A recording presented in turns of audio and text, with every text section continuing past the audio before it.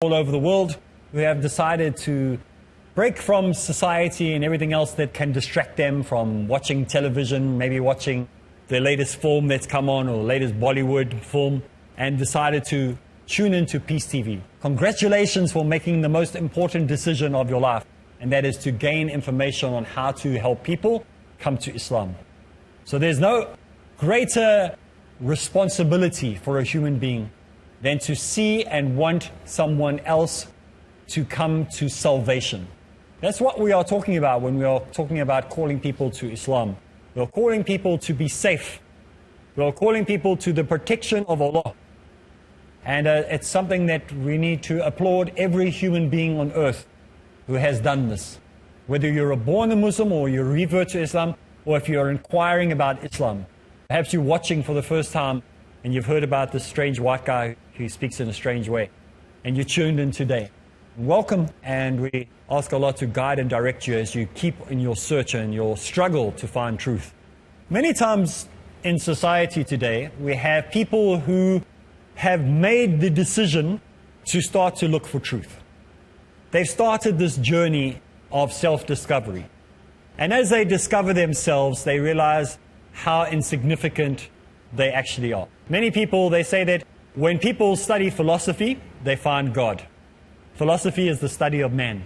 When people study philosophy, it leads them to God. The very thing that they wanted not to happen is the very thing that happens to most philosophers. People have the idea that when you study philosophy, it'll take you away from Allah. Actually, philosophy does the opposite.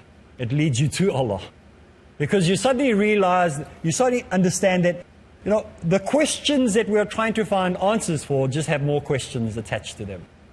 None of the satisfactory answers that we thought we would find actually make any sense. And so they look at Hinduism and Buddhism and Shintoism and every other ism in the world. And normally, if not to the exception of everything else, Islam is the last port of call. Most people have gone everywhere else before looking at Islam. You hardly ever find people going, I'm now going to look for truth and figure out the meaning of life. Let's go look at Islam. Islam is normally the last place they look. And why is that? Well, the media mostly. The media and sometimes us as Muslims, we're not very good examples. So there are people that have done this very brave act of searching for truth. And millions of people every year around the world embrace Islam, accept Islam. And when they accept Islam, they have to understand that once they become Muslims, they've got to tell somebody about it. They've got to become da'is themselves. They're going to tell someone. It's a requirement when you become a Muslim to speak about being a Muslim, to tell people that you're a Muslim, or to call other people to the same belief that you have.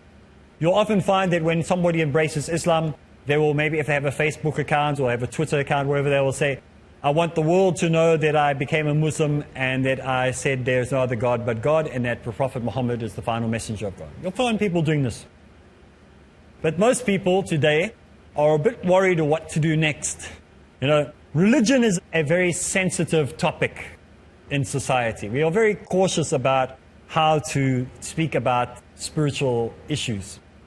And no matter what your position is on spirituality, whether you're one of these, people are very dynamic, like some people are like super da'is. Some people are not such super da'is, they want to be more quiet. No matter who you are, still you know that religion is a sensitive topic. You have to be cautious of how you talk to people about religion.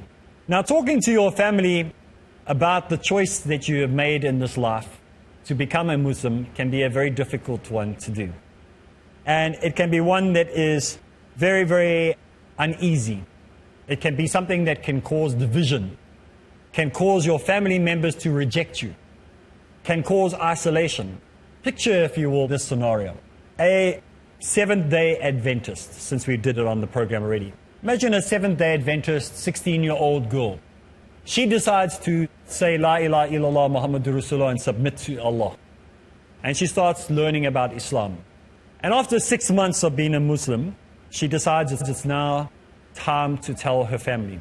Her family will hear this and they will reject her. So what happens is her family rejects her. Her friends and her culture reject her. Her schoolmates reject her. And she's thinking that it'll be all nice and easy, but sometimes the Muslim community that she comes from will reject her as well. Why will they reject her? Because they're not sure if she's really a convert or not. Maybe she's a spy. Maybe she's not sure what she's doing. Maybe she's converted because she's found a boy, a Muslim boy. All these doubts are in the minds of the Muslims. And all these problems on the other side as well.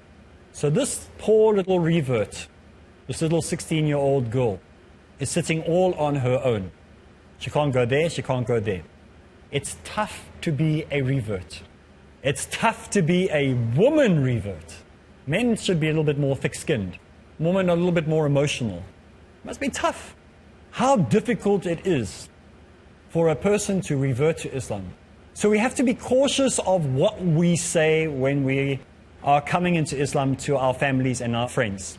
Because of this scenario, you don't want to be in isolation with no support structures. Perhaps the person that you took the Shahada through will be your support structure. But what happens where the vast majority of the people that we are seeing today who are coming to Islam are not coming through a person, but they're coming through the internet. So the only person that they know is someone who's living 1,000 kilometers away, 500 miles away, on the other side of the planet, or other side of the earth. So they've got no support structure. There's nobody in the local mosque that they can speak to. There's no local community they can speak to.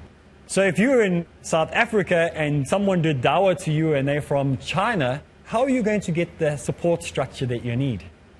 So this is why today's program is important, on how to tell your family that you're a Muslim, how to tell your community you're a Muslim. And this is the importance of how to do this, because if you do it wrong, there's a great danger that you're going to be in isolation. No one's going to be able to help you. And there's no use trying to ask for someone in China to help you, because they're too far away. I unfortunately get this all the time, people saying, do you have somebody in such and such a place that can look after this brother or this sister? And I have to hunt around to look to who's going to not teach her nonsense, or who's not going to not teach him nonsense.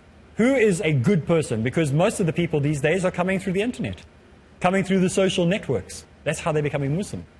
So when somebody reverts to Islam, it's a very slow process. That when you become a Muslim, take your time.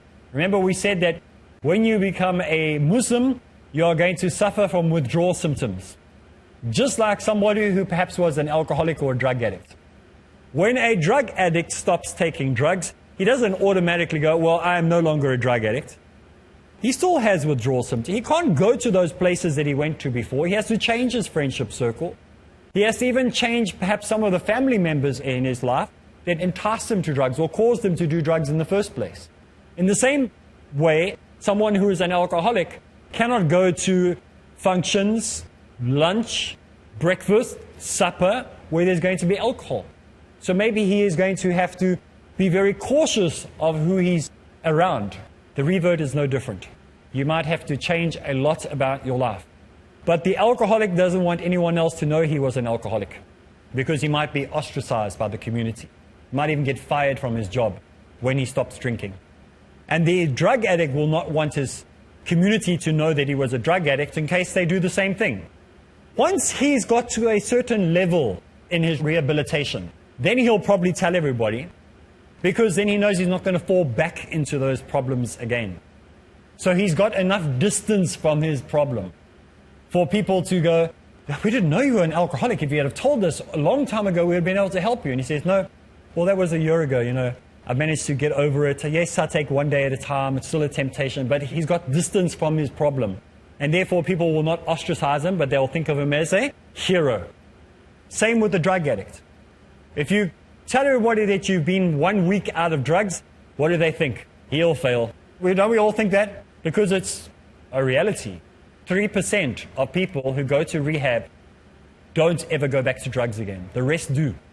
It's a terrible, terrible success rate, because there is no 12-step program that's going to help you, unfortunately. That's why you must never start. Once you've taken drugs, the chances of you getting out of it are almost impossible. There's hardly an opportunity for you ever to be cured. No matter how many years you're clean, you will go back to it. So this is why we say don't do it. Those of you who have come out of drugs or alcohol, It's because you found Islam that you have the strength not to go back. Without Islam, it's impossible. You'll never make it. Or if you do, you'll be one of those 3%. But we're talking about reverts, and reverts need to be dealt with in the same way. You need to have a period of time where you're able to distance yourself from where you came from before telling everybody that you reverted. This comes through wisdom. The reason I say this is because you'll get so much negativity that people will throw upon you if you tell them straight away. Let's take a break. When we get back, we'll continue with this, inshallah.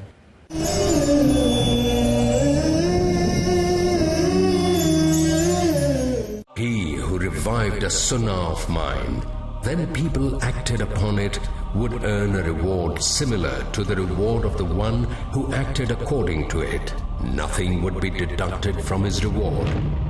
Rasulullah said, I have left behind me two things. If you stick to them, you will not get lost.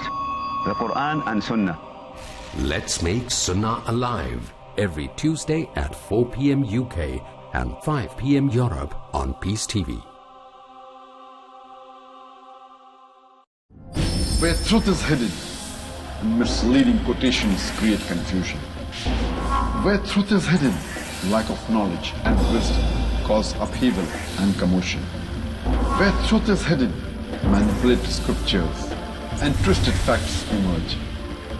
This very hidden truth creates false propaganda, mayhem, chaos, disorder, and turmoil in our lives and the world order. But is there anyone with courage and wisdom? What is the truth, and who has the courage to expose it?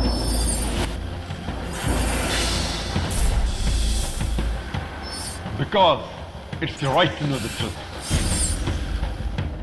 Watch Truth Prevail and Lies Perish in Truth Exposed by Dr. Zakir Naik every Sunday to Friday at 9 p.m. UK and 10 p.m. Europe on Peace TV. The ambassadors of peace from different parts of the world who dedicated their lives to convey the message of peace came together at the grand 10-day peace conference in Mumbai with one vision, with one mission. Hundreds of thousands of people witnessed them, heard them. Now it's an opportunity for those who missed the live action. I welcome all of you with Islamic greetings. Assalamu alaikum wa rahmatullahi wa barakatuh. Watch them again in Peace Mission, next on Peace TV.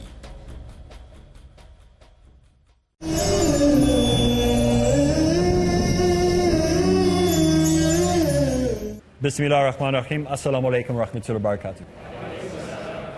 We're talking about reversions to Islam, and how you need to leave a little bit of time before telling your family or friends or community that you became a Muslim. In the same way as a drug addict or an alcoholic would leave a bit of time so he can get into the program before telling people, in the same way, so must a revert. Because a revert goes through the same withdrawal symptoms as an alcoholic and a drug addict does. First Christmas, first Easter, first public holiday. What about Sunday services, the communion, the fellowships, the music, the camaraderie, the brotherhood? So we find it very difficult for the revert. So he has to give himself time to evolve and develop into the system that is Islam. So when a person embraces Islam, he must first see how the land lies before going and telling his family about his reversion or her reversion. So I would suggest a period of time. It can be anything from 2-3 weeks to a year. There's no reason for you to go out immediately and tell everybody. Depends how much education you're getting and how strong you will be and what support structures you have in place. If you've got no support structures, wait a year. If you've got lots of support structures, you can do it within 2-3 weeks. So you need those support structures to help you and back you. It's better to go with somebody than to do it on your own. If you do it on your own, it sometimes can be very difficult to tell them how you reverted because you don't know all the terminology, maybe don't know the exact way to explain it. At least if somebody who's a Muslim is with you, they can explain it in a better way, preferably a da'i. Don't take a imam or a mufti with, because they'll get too technical. Not that they can't do it, they can do it, but they tend to be too technical. And so a da'i has more practical knowledge on how to deal with situations.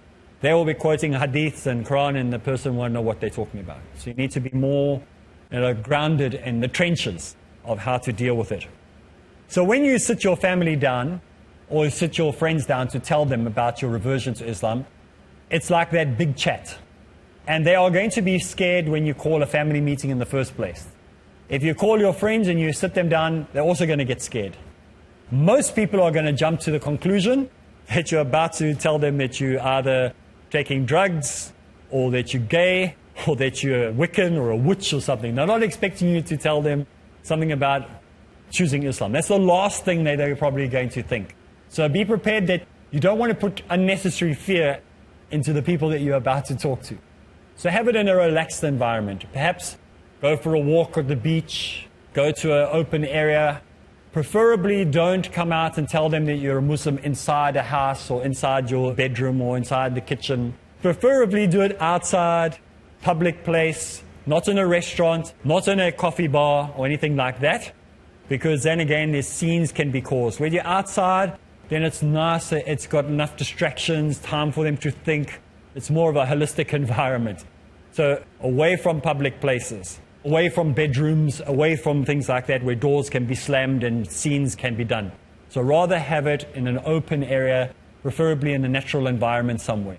So when there is a picnic planned or when there is an outing planned, that's a good time to do it. Don't do it if your parents have planned a whole event and you're going to go to the fun fair or something.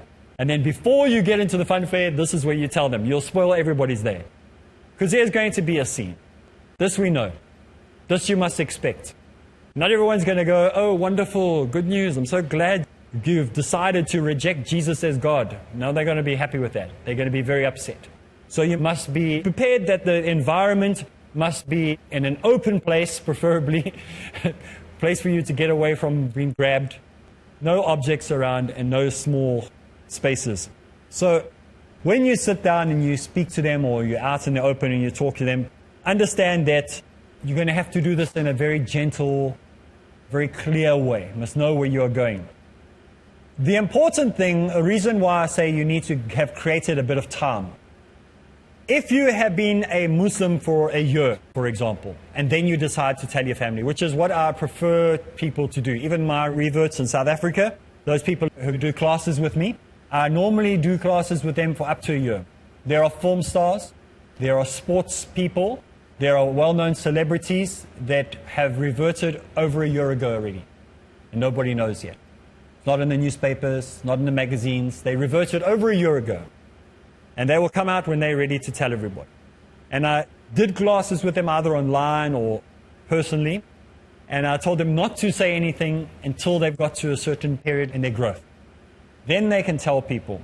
Why do we do it this way?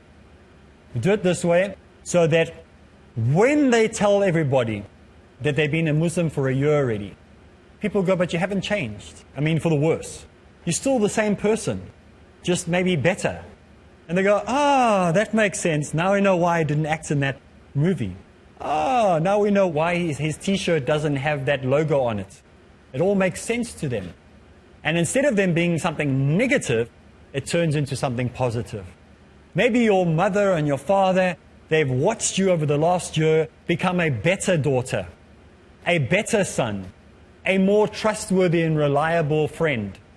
And then when you tell them, they go, that was the improvement. We knew it was something, but we didn't know what it was. We didn't want to say anything because we didn't want to jinx it. That's what most people will say. We didn't want to mention that there was a better improvement in you because we didn't want to make you change and become who you were before. So this is the benefit of taking your time to tell them. So they see a benefit in you becoming a Muslim. And it's likely that they're going to have a negative response. But sometimes you can still have the negative response. You still have people saying, oh, what has happened? My son, my daughter. Especially if you come from a very religious background. But generally speaking, it'll still help you when you say, but did you see me get worse? You saw me a better person, not a worse person. And so it will help your argument. When it is possible, try not into comparative religion with your family or your friends. Don't say to them, yeah, but the Bible this and the Old Testament that and the Vedas this and the Sharia, the Sharia this and the Sharia that. Don't do that. Because you have just told them about your reversion. You don't want to go into attack mode. That can be done with the next year, 2 years, 3 years, 4 years. You have now telling them about your decision to embrace Islam, not to attack what they hold true. So this is a time for a peace treaty at this time. Even the early Muslims and the Prophet Muhammad ﷺ knew how to prepare wars properly. They didn't go blindly and go, all right, let's just go attack. Let's just hope this is going to work out. No. There was strategy, there was planning. The Prophet Muhammad ﷺ took advice from the people, even if sometimes he followed it, sometimes he didn't. He took advice from the people. So we need to make sure that we do the same thing. When we go through, take it slowly. Say, this is my step. I became a Muslim. I've been practicing Islam for the last year. I know that you find it difficult to accept. They ask you why. You say, because I like the simplicity of Islam. And as the years go by, or as the weeks go by, the months go by, then you can start using comparative sciences. But don't go day one with that. That's just going to make them more upset with you. So we're asking that in the same way as Islam was given to you in stages and steps, and you accepted it in stages and steps, so you must give the dawah to your family and your friends and those colleagues of yours at work in stages and in steps. Let them see something different in you. And remember, now that you're a Muslim, they are waiting for every single opportunity for you to do something wrong to say, ha, see, because you became a Muslim. Ha, that's why, because you became a Muslim. So they're waiting for you to fail. So you have to lift it up a notch. You have to be better than you ever were before. You're required to be a better person than you ever were before. It can be difficult. It can be hard. It's not fair, I know. Some of you might be saying, but it's not fair. It's not fair, I know. It's just the way it is. You chose Islam. Allah chose you. It's now time for you to be a best Muslim. Not a good Muslim, not a better Muslim, the best you can be. And your best will never be good enough because every year it'll get better than last year, inshallah. So keep going forward and make sure that you have the support structure if possible. They're going to say to you, you're going to go to hell, my daughter. You're going to go to hell, my son, because you became a Muslim. This is your opportunity to explain Tawheed to them. So we're doing slow dawah, slow work with them when you revert to Islam. Don't give them everything in one day. Don't give them lots of books to read. Remember, the same way as you came to Islam, they're going to have to learn to accept it in the same way. So nothing was forced on you, you learned it from stage to stage. Make sure that you explain to them the most important things. Who is Allah? First important thing. You can get to prophethood, you can get to all the other things later. Step one, when you explain why did you become a Muslim, for however long it takes until they understand why, you explain who Allah is to them. Focus on that, because they think, oh, you've gone and you're following a false prophet or you're following a false religion. Don't even mention anything else other than Allah in the beginning stages. The next stage that you talk about is the prophethood. Then you speak about the Prophet Muhammad ﷺ. You compare and explain his role and what he did. Then you can deal with issues about Islam, like jihad, because that's going to be the next hot topic. Explain to them what it means. Clothing, why your clothing has changed and why you dress the way you do. Common questions that often are asked about Muslims. You can download Dr. Zakir Naik's one. You can order the book from Dr. Zakir Naik from Islamic Research Foundation, where he deals with common questions asked. A very, very good book to have. An essential part of all people who have just embraced Islam's collection. Dr. Bilal Phillips has a series on how to do dawah. You can get that, download that, that is important. So all reverts, what you need to have before you go speak to your parents and you tell your parents and your family and your friends, 2 important pieces of equipment, outside obviously your knowledge that you need to know about Islam, is Dr. Zakir Naik's book on common questions, or the document, and Dr. Bilal Phillips' book on how to do dawah. This will be very successful and help you in how to present Islam to your family and friends. Well, that's all the time we have for today, and inshallah we'll meet again next time. So from me, Areeb Islam, Assalamu alaikum wa rahmatullahi wa barakatuh.